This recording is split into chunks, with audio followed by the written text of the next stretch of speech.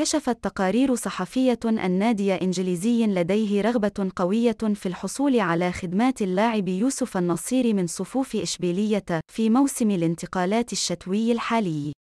وكان يوسف النصيري جزءاً من منتخب المغرب في بطولة كأس العالم قطر 2022 وساهم في وصولهم إلى نصف نهائي البطولة. وخسر منتخب المغرب أمام فرنسا بثنائية نظيفة في نصف النهائي قبل أن يكتفي بتحقيق المركز الرابع في البطولة بعد الخسارة من كرواتيا.